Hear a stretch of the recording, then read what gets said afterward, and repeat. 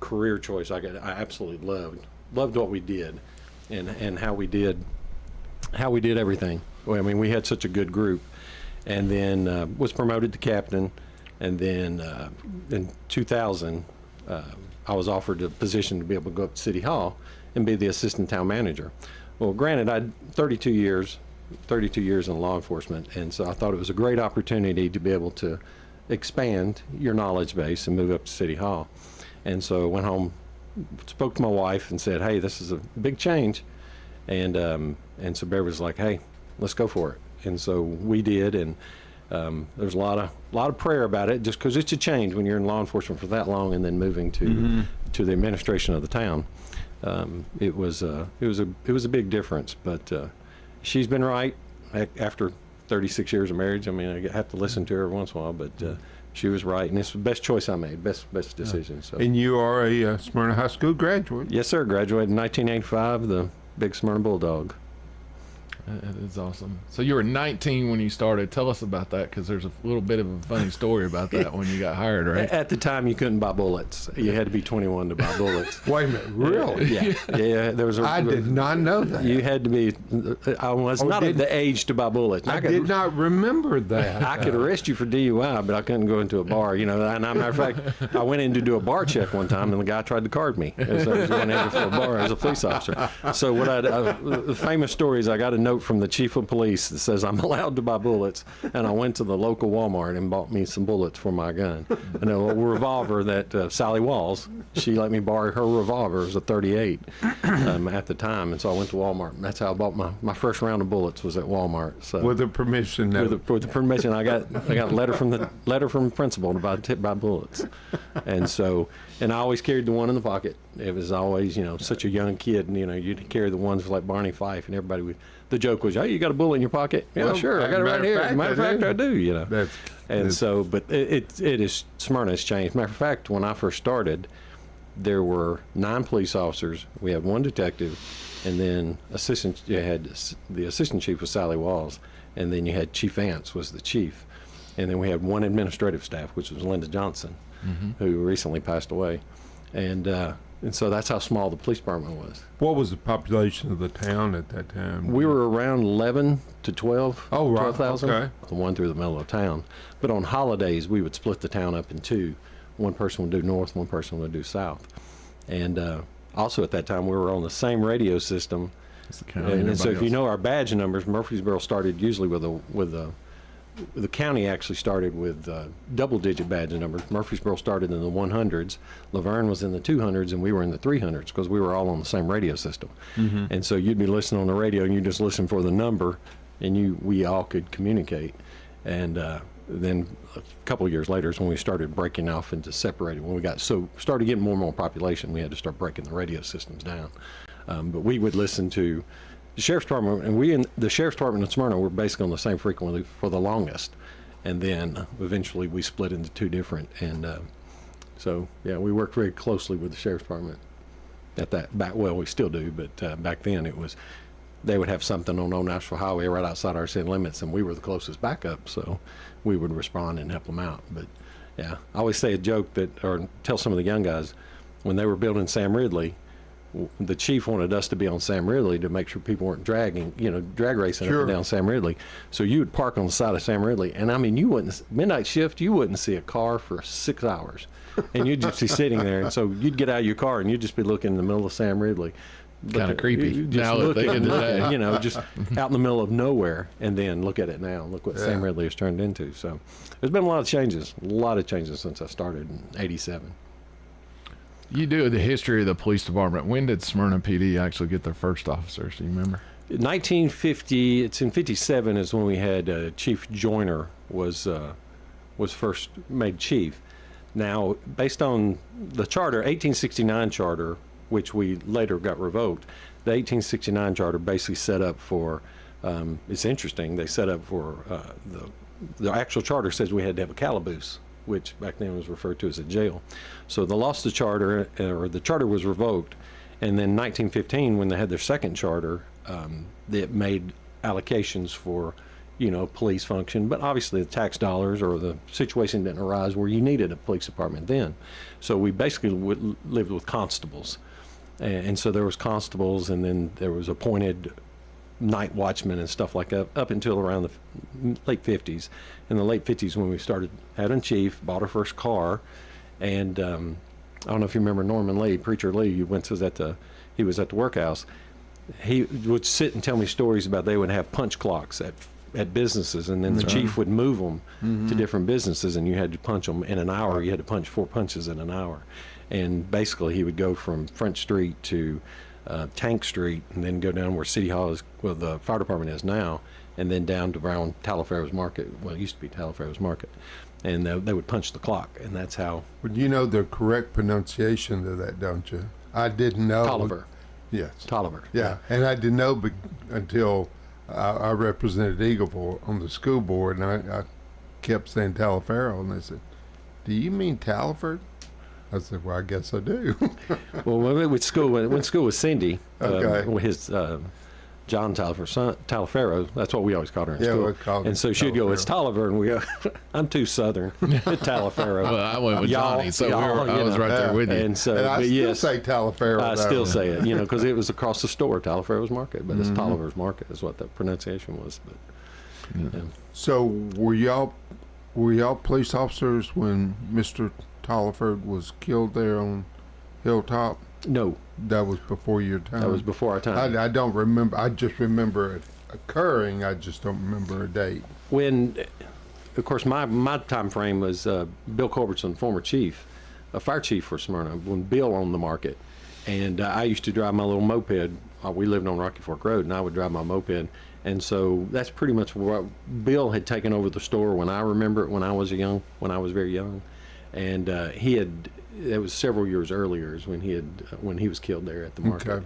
Okay. Remember the stories about it. Yep. And then, of course, Bill, if you know Bill, he knows the history of Smyrna. Well, I'd say that was probably in the 70s, because you see P&B Market was Pete. And that was Pete Taliaferro that died.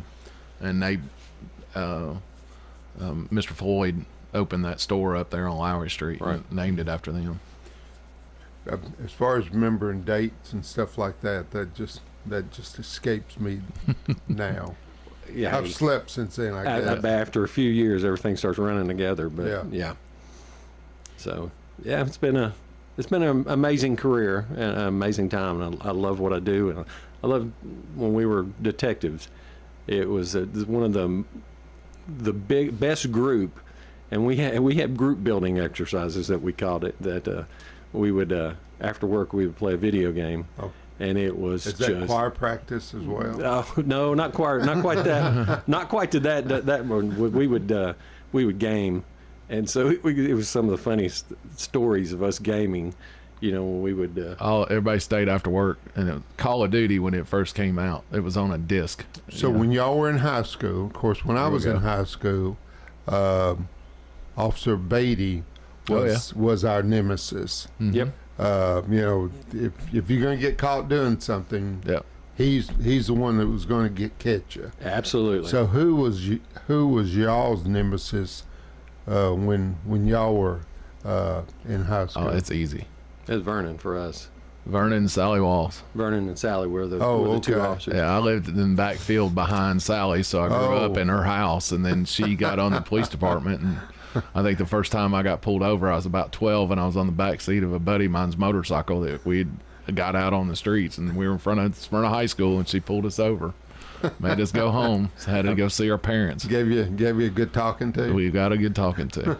So I was into motorcycles, and Vernon. That's how because there's a group of Andy Miller's what got us in trouble most of the time in school with his motorcycle. But speaking of Beatty, it's an interesting story. His daughter Lucy Beatty.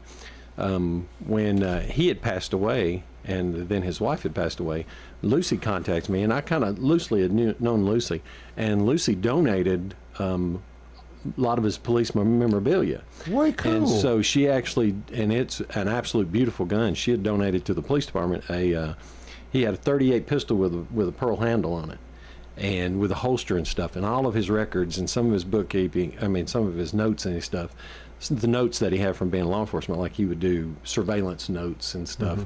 his law books, and a couple patches, a couple badges. I mean, it's just for me, that's a history nut. I mean, I love the history, especially the history of the police department in the town of Smyrna. The stuff that she gave was just a gold mine to me. And how long did he serve the town? After he left the military, but he was over at the airport. He was military police, and he came over.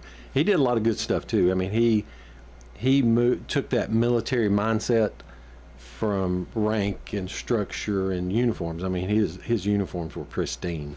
It was about 12 to 15 years, if my memory serves me correct. Okay. And then there was a change, and he was a retirement age at that time as well.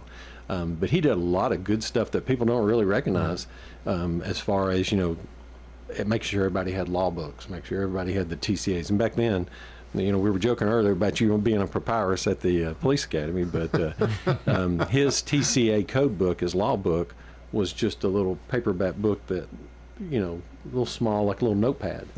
And now we have volumes and volumes and volumes of the TCA codes that we enforce. And even though I called him a nemesis, it wasn't so much I didn't think he was mean to us. He just didn't want us to do anything to harm ourselves or harm anybody else. Absolutely. So he made us toe the line, if you will, and behave ourselves. And it's just like Sally Walls or Vernon. They were always there. You just, as kids, I mean, we weren't that sneaky, don't get me wrong. But, Sure. Like you said, you're driving without a helmet, guarantee you could drive without a helmet and Vernon would find you. I was like, holy moly, how do you know where I'm at, And I'm just on a moped now, but I agree with you. There weren't nemesis to us. We weren't doing anything that bad. It was Right. just, they always knew what you were doing. And I can remember in school, if somebody tried to get away with something, they always knew the details of what was going on. Oh, yeah. And how to do it. Well, not only did you have, like I said, Sally and Vernon and Officer Beatty, but you had, I had Mr. McWilliams, which you couldn't get away with anything.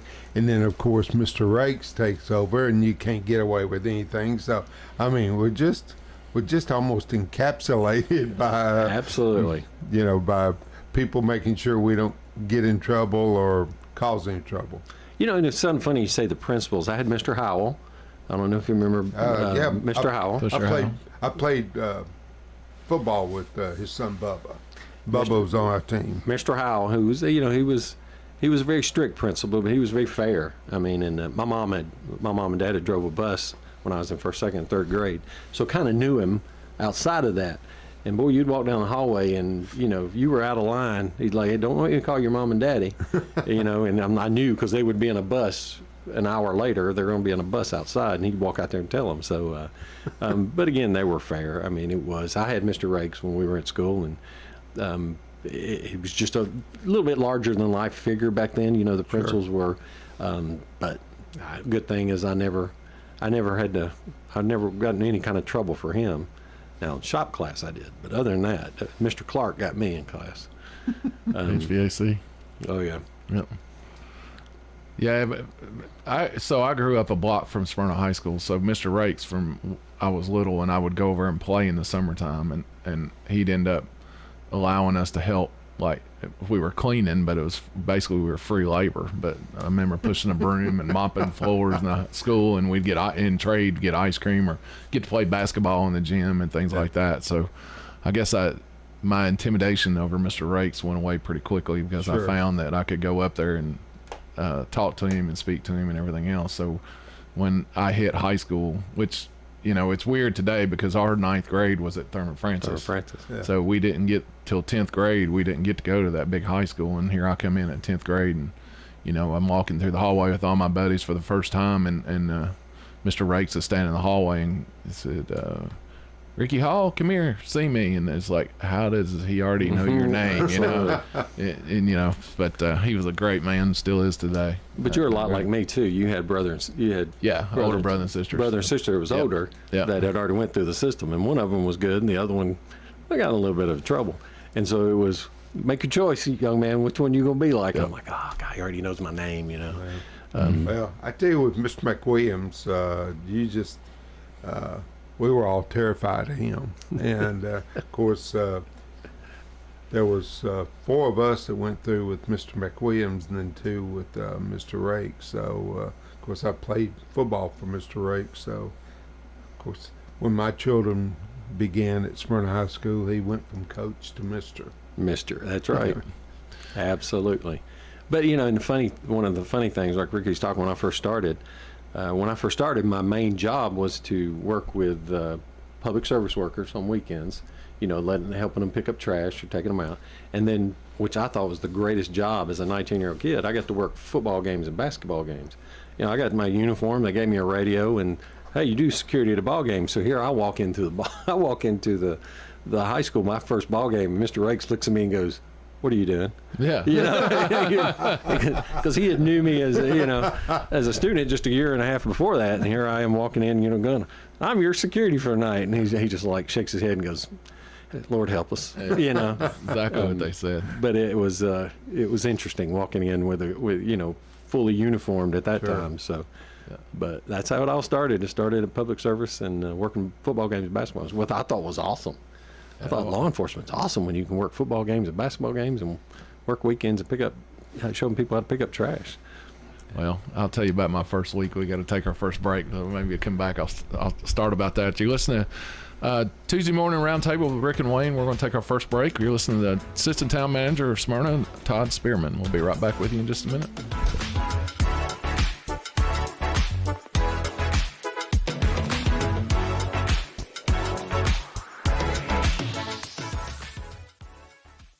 Support First Shot at Autumn at the Alley. It will be held at Saddle Woods Farm on Franklin Road in Murfreesboro on Wednesday, September 25th from 6 until 9 p.m. It supports First Shot STEM Academy and Academic All-Stars initiatives. The night is a fantastic event with unique tastings from various spirit brands and great wines and food from the Alley on Main. Top the night off with a fabulous silent auction. Go to firstshottn.org for more information and see you at Autumn at the Alley September 25th. For 75 years, Murfreesboro Medical Clinic has been a cornerstone of health and compassion in our community. From our humble beginnings to the advanced, comprehensive care we offer today, our commitment to you has never wavered. With 8 locations across Murfreesboro and Middle Tennessee and over 100 physicians, we continue to provide the highest standard of care. Then, now, and always, your health is our mission.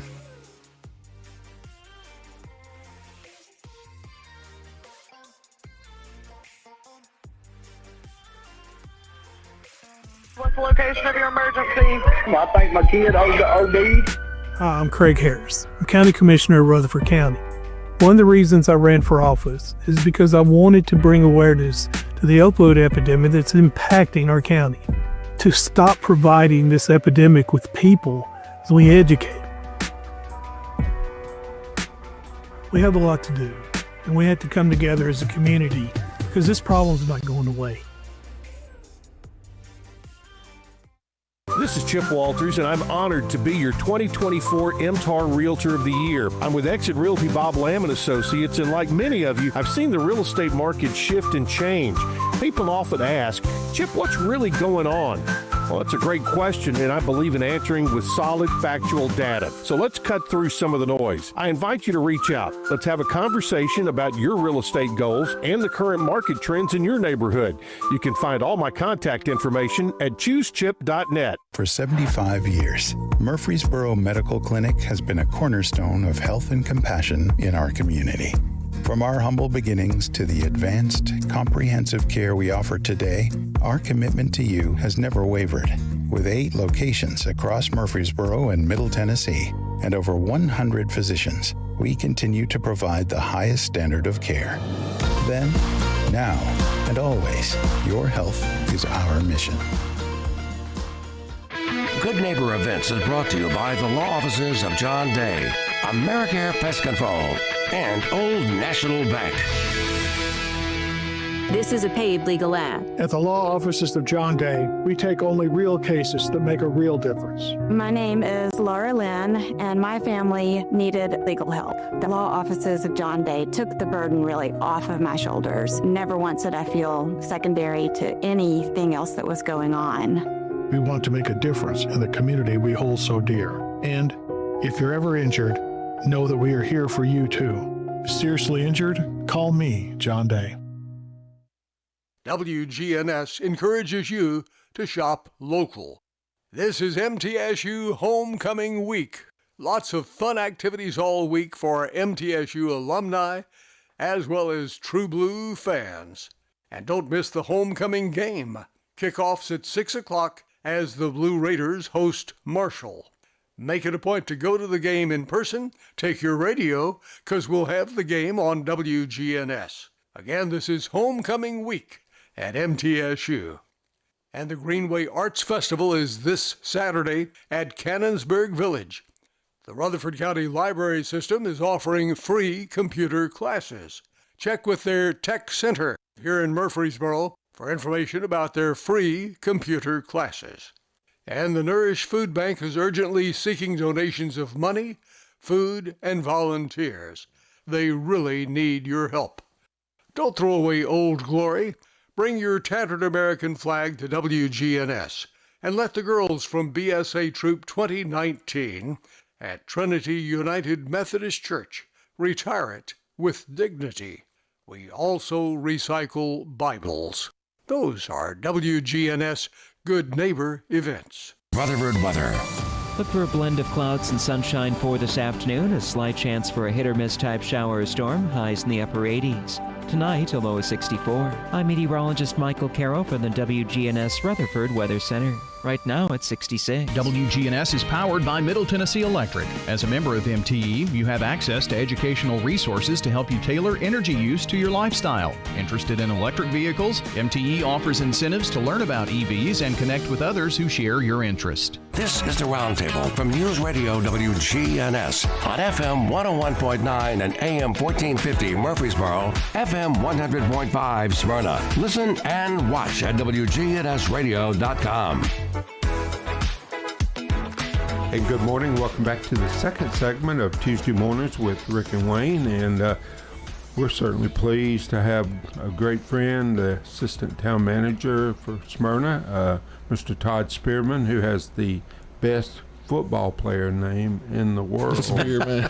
Spearman. I love that. And but I was saying before, well, right after the break, that that's one of the quickest segments that we've had. I just laughed and just enjoyed listening to you and Rick go back and forth. So I'm expecting the rest of the show to be the same. It's all about the stories, and we got them, I'll tell you that much. We spent many a night together, peeing in Gatorade bottles and everything else, stuff all night long. God, it was terrible. Oh, yeah. I guess we look back on it now, and it said I guess we grew hair on our chest with that stuff, but at the time, man, we thought it was the worst thing ever. But oh, yeah. But now it's all a good story, though. It's But I mean, I don't know about you, but I'm so proud of my time with Smyrna PD. I think absolutely. we did a whole lot of firsts. There's things that happened, unfortunately in our town, but we were a progressive police department. We had administration that supported us, and with us, and he was sergeant and then lieutenant in our division. But they gave us a lot of rope to go out and do our thing, and with that, we were able to solve a lot of crimes that maybe we wouldn't have if we didn't do what we did. But it was based on, and especially when Sally Walls was there as commissioner. She was an assistant chief, and then she went to police commissioner. She pushed education, and our first couple of years, we were going to specialized training that people from Smyrna had never been to this type of training.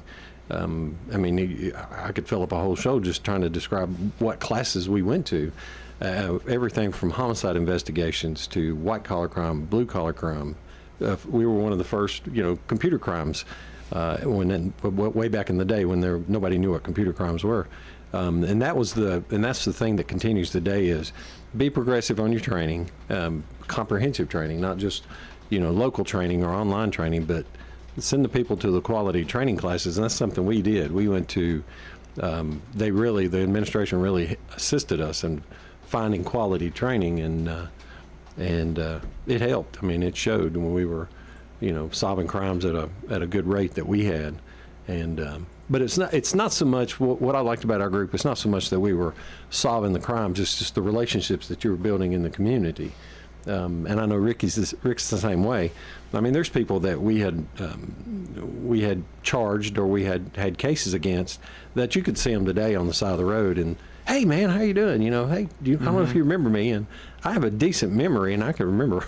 I hate to say it, I can remember most people I put in jail, but that's it. That's what that outside training and that does to you. Is it not only teaches you how to do the crime, but it also teaches you how to be a good steward of what we have and steward of the town's money, but also the relationships that you have with the community, because we had a theory, you can make everybody angry, but you're going to need that person sometime later in the future, so treat that person the way you want to be treated. And so when we would do our interviewing, or we would go out and interview witnesses or suspects or whomever we would interview, I mean, we had a good, we do today, but we had a good crew back then that was, you wouldn't have to call out people for assistance because they already knew or they were there. Mm-hmm. And I think that mentality has continued. Even like Lieutenant Duke is still over the investigations, and he has that same mentality that, let's help one another. Let's strengthen our bonds in the community. Again, because you see people today that have just gotten out of jail, mm-hmm. and hey, how you doing? You set me on the right set me on the right street. So. I got a few I insured now, and I've arrested them. And one guy I've arrested about 6 times, and he's like my best buddy. Has a hard time making his auto payments, but he still hangs in there. He's there. So back in my time, back in junior high and high school, we kind of had, as far as our town, we had the reputation of being a speed trap, and I guess that was maybe during the air base time. Can you kind of envision where that went from speed trap to just being an actual town that had, just professional law enforcement group? And well, when I first started, it wasn't so much that they wanted you to write citations. What they wanted you to do is they wanted you to be busy for 8 hours. And one of the easiest way is to traffic enforcement. And I know, and there's a little hidden fact about, being that, everybody, you're in the Guinness Book of World Records for writing those citations. You go back, and at that time, when we were active in traffic enforcement, you go back and look at what our fatality rates were. The fatality rates were extremely low. Number one, people still had accidents, but they didn't have high-speed accidents. So they didn't have those accidents where, it was majority of our accidents were, people were either under the influence or other things like that. But we didn't have the fatalities. And obviously back then we're 11 to 15,000 people. You have a smaller sample size, obviously. Mm-hmm. Traffic enforcement for us back then was a direct correlation to safety. And that's the easiest way that you could, people knew to slow down when they're coming through Smyrna. So even when you slow down coming through Smyrna, you don't have those high-speed crashes or those fatality-driven accidents. So what happened is, as the population grew, and even in Ricky and our time, as the population grew, you had less time to be working the traffic. You spent more time doing accidents and answering calls. And so it's a direct correlation to the more population that you have, the more calls for service. They're not all bad, don't get me wrong. It's not like we had a huge crime increase, but you have my keys are locked in my car. You have a whole lot more of those. Back in the day, we would unlock cars, and you have more calls for service, and you do ambulance assist. And so the change was when we became more of a community policing. That was about the time that your group got hired. Yeah. We went into community-based policing, and what community-based policing is, very loosely, it's let's be in the community, let's have partnerships with the community, and that's something that still exists to this day that we continue to strive to be, is a great community partner. But around that time when we had the big hiring group with Rick's group, we had to change to community-based policing. And so the short version of the whole story is we were so busy answering calls for service that traffic enforcement was a secondary thing just because of the pure numbers. And again, we were shorthanded. I mean, that's one thing you'll see in just about every police department. You don't never have enough. You never have enough, never have enough officers. And it's back when we were working, you had 9 officers, you had 3 per shift, 11,000 people. Midnight shifts, you had nothing better to do than watch for a stop sign citation or items such as that. But so it was in the 90s that we kind of went more towards the community-based policing that we still see today. And I'll say this, we still see the rewards of going to that today. Now, granted, we're talking about a town that's 60,000 people, and just the sheer volume that we have with the amount of police officers that we have, it's just a dynamic shift into population and the police community-based policing profiles, and so that's about when I saw the change, that we were less into traffic enforcement than we're more into calls for service. Well, Rick will tell you, I gripe about speeders and reckless driving. It just drives me crazy. Absolutely. I think as a grandparent, I fear for my grandchildren, and I just, slow down. Traffic enforcement a lot of times makes you look bigger than what you are, because as Todd said, even when I started in December and January of 92, 93, a lot of times we only had three zones. We had the middle of town and the east side and the west side. There was 3 zones and a supervisor, and that's what we ran with. But if you did those traffic stops on the main thoroughfares, it made you look like, man, there's a lot of cops out here running around, and there's only 3 of us out there, and 1 being the supervisor, or 3 patrol guys and 1 supervisor. So it always made us look bigger than what we did. But there was that common joke, 5 a day kept Todd away. So it was we always knew that they would somewhat keep up with the count, but then you wanted to drive about 100 miles a day. We had to give our beginning miles or ending miles, and that was on a log book, and they could go back and look at us and see, hey, you didn't write but 1 ticket that day, but you didn't drive 20 miles, and then we kind of have to explain, well, we unfortunately had this happen or that happen, and I was tied up doing it all day and never got to do anything. So then it was, we'll make up for it tomorrow. But he's right. As we got busy, within 95 when we started, Bill Clinton did the cops grants, and we ended up with 13 new officers we were hiring left and right. Sally Walls that came in and put a we didn't have FTO programs when I started. I got hired in the end of December, and I started, my first night was on second shift on January the 15th, and I had this uniform that was too big for me, and this gun belt and this whole 9 yards, and I jumped in the car with Captain James Bailey. He was the second shift got over that shift, and here I go in a car riding around Smyrna, and he's taking me to Councilman's Motors, and where to go here to eat, and where to go. Oh, and by the way, you don't have to pay for your meal kind of back then if you go to this place. He was giving me the run around, and we had to go write our tickets. And I'll never forget, the second car we pulled over, I walked up on the passenger side, and the guy had a bag of weed, and he threw it off the side of his truck like right at me. Well, he had gave me these 10 codes and said he was going to make me memorize these things.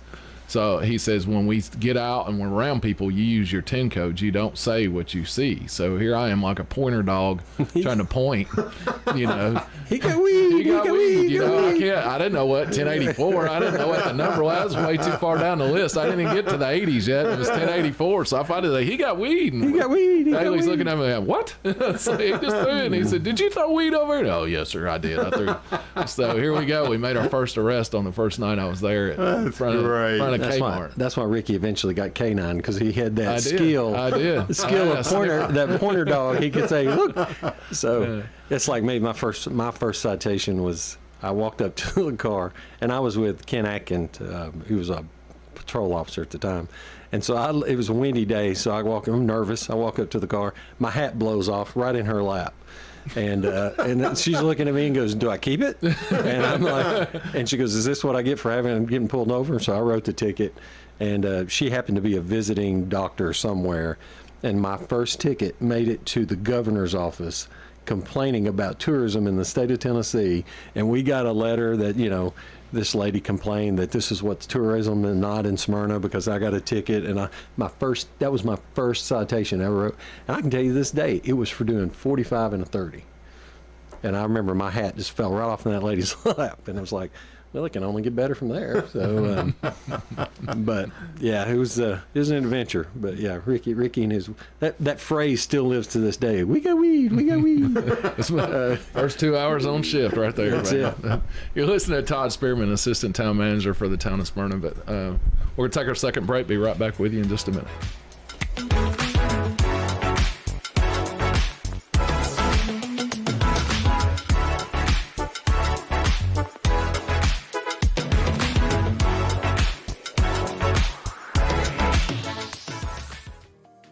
For 75 years, Murfreesboro Medical Clinic has been a cornerstone of health and compassion in our community. From our humble beginnings to the advanced, comprehensive care we offer today, our commitment to you has never wavered. With 8 locations across Murfreesboro and Middle Tennessee and over 100 physicians, we continue to provide the highest standard of care. Then, now, and always, your health is our mission.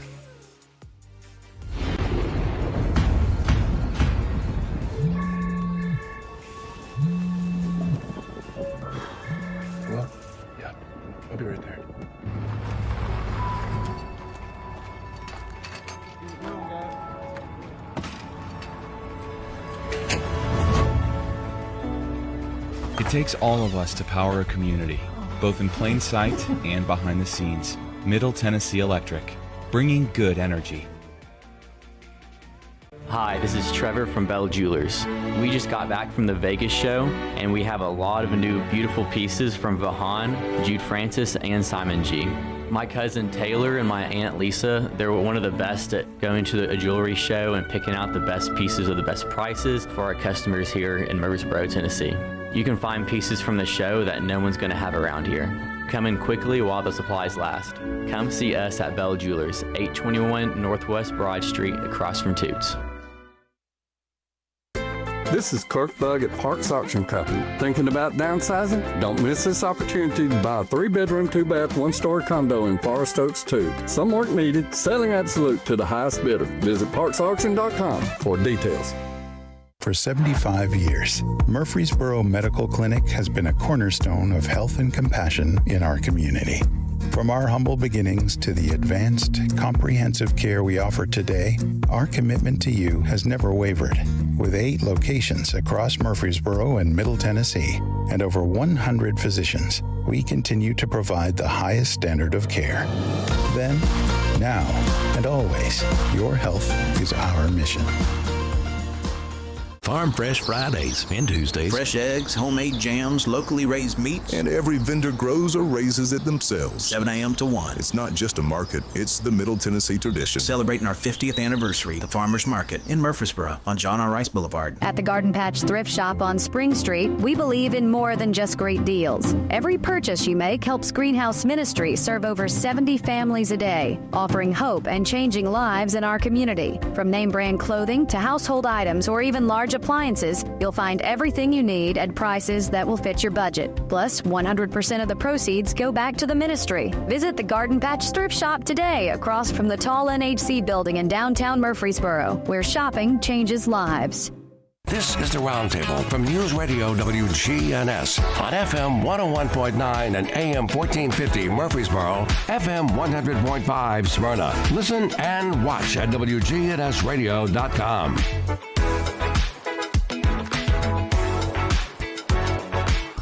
Welcome back to the third and final segment of Tuesday Mornings with Rick and Wayne, and we've just had a blast this morning with the Assistant Town Manager Todd Spearman, and he and Rick have a lot of history, and we've heard some tidbits this morning, but I probably have laughed more this morning on our show. Well, we need to repeat that last one, because it was absolutely, it made my nights a lot of times of us growing up and all of us together, because we were only partners, but we were good friends. But yeah, that Todd, off air, we were just talking about some of the rest and us going to days when we got in trouble, and then we'd do the same thing on day shift, and they'd put us back on midnight shift. But Todd, say that again about what sometimes we arrest people. So you would arrest somebody, and what they would do is they would, when you had a car pulled over or something, and there was a little lengthy traffic stop, you'd say, "Are you going to arrest them?"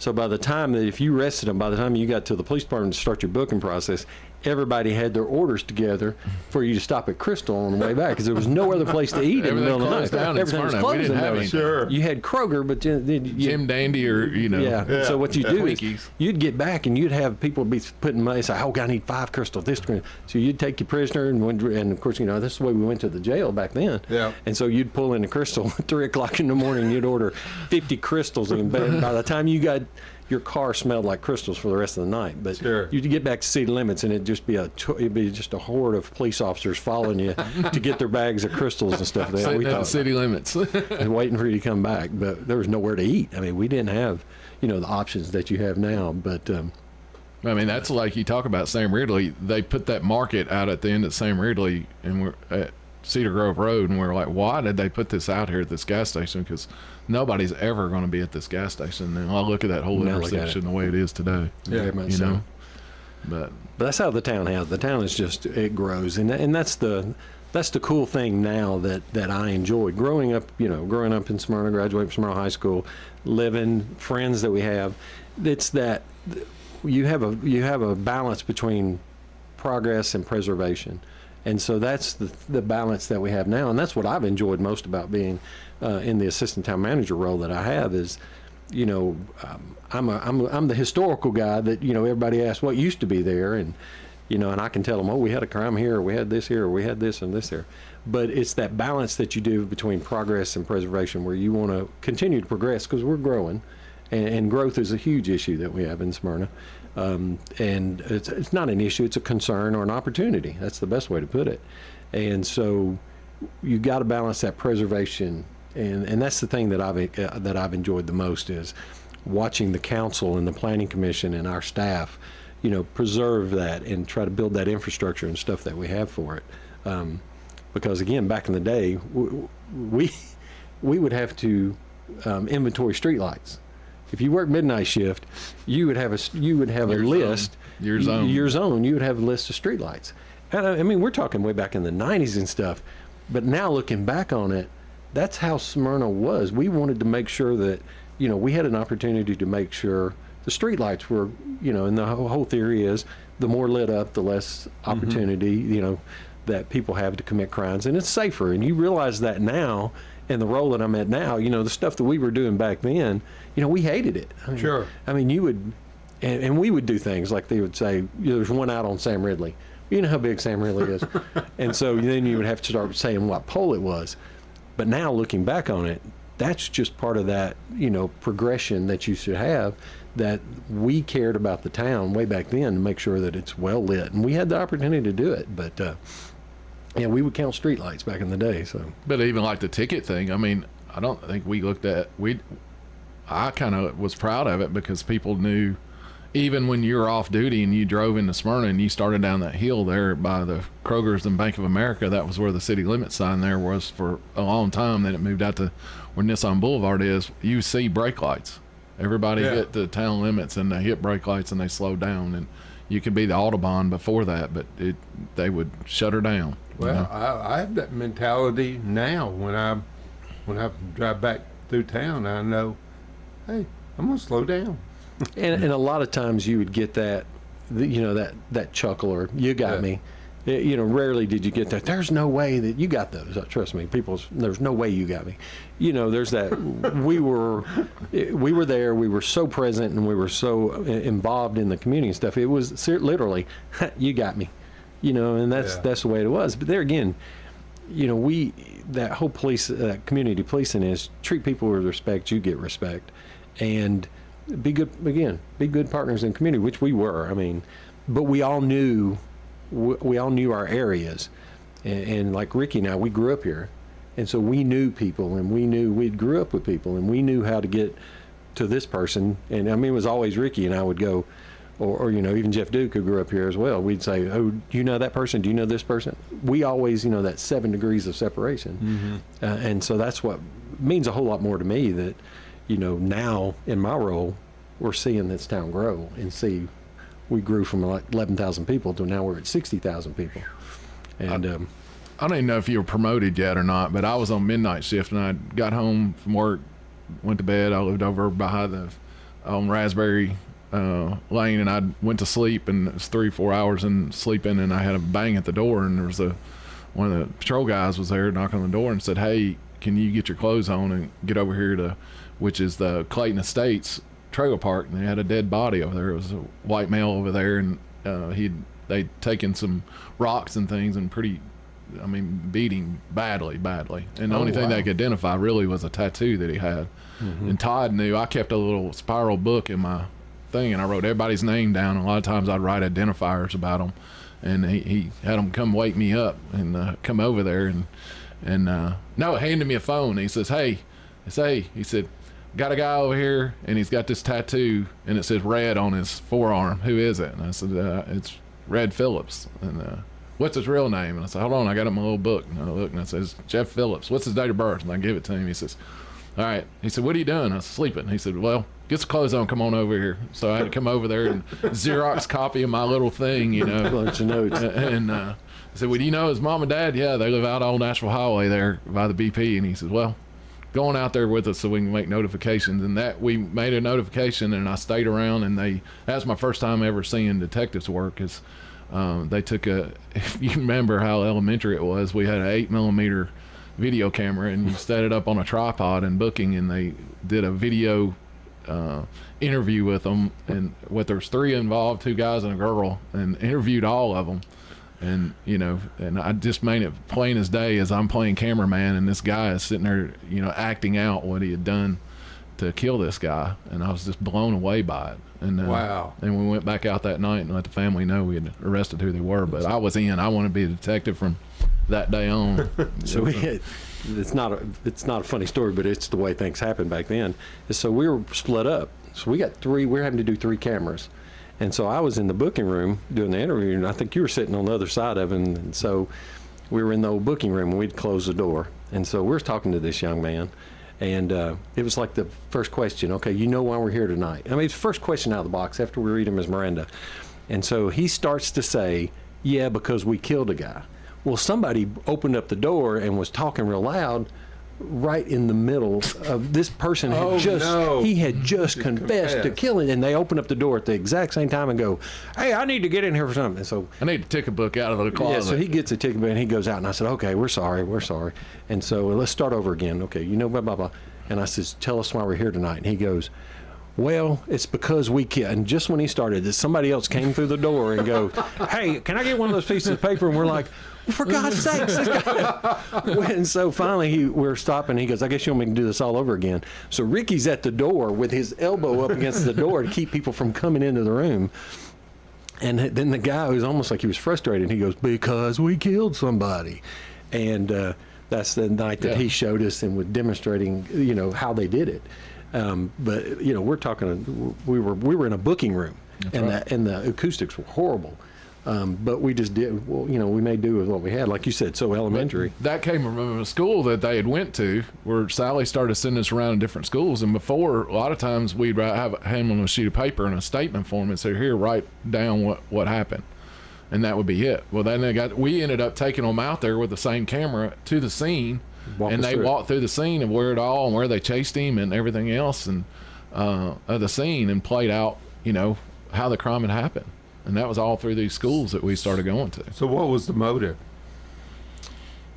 He got weed. He got weed. They, in my opinion, just strictly an opinion, my opinion is they were hyped up, and they had been smoking marijuana, and they were very aggressive anyway. And this person supposedly owed some money for this, and so they went and picked him up in Nashville.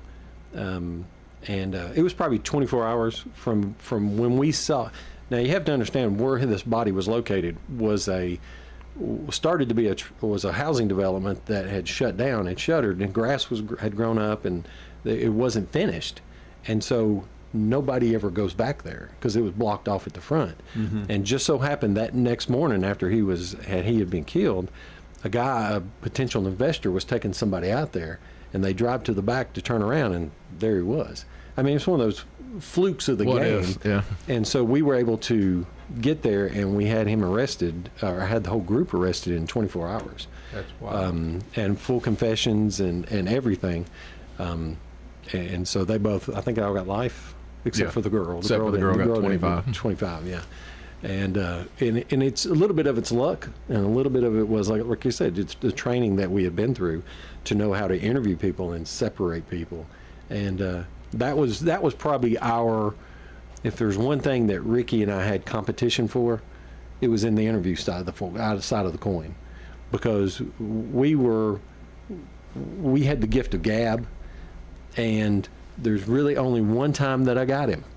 There's only one time, because it was that when you know you had a good suspect, and it's that art of getting the full statement and the full information. And so I'm telling a story on you. It was and I think it was just a worthless check type situation where this girl had written several checks on another lady's account.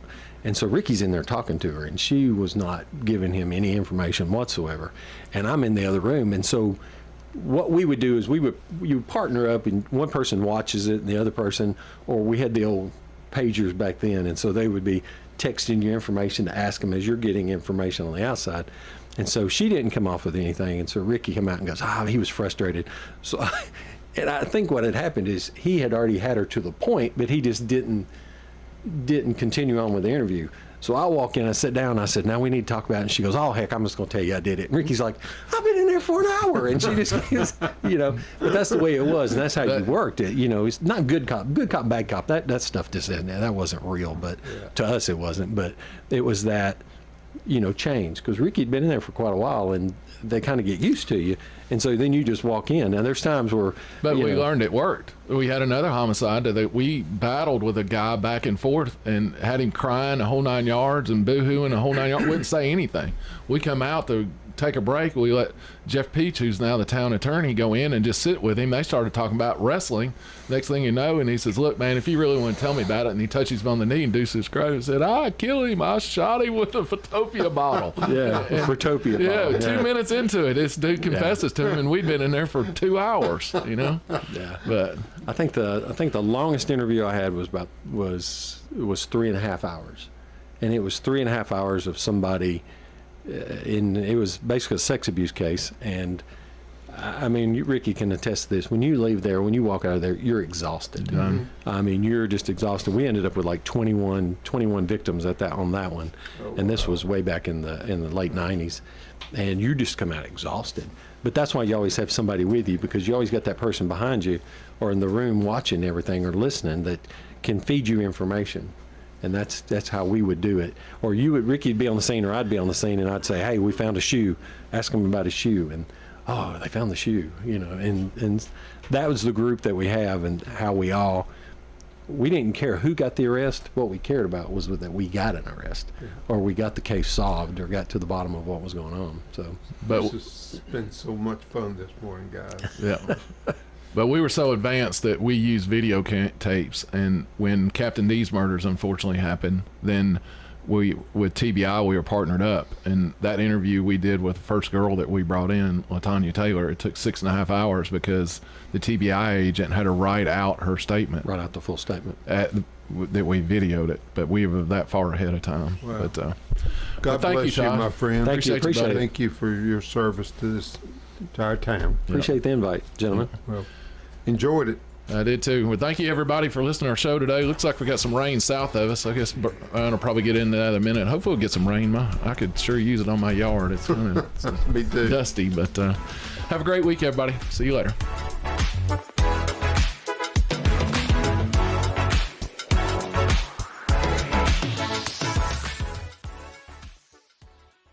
Premier 6 Theater on Broad in Jackson Heights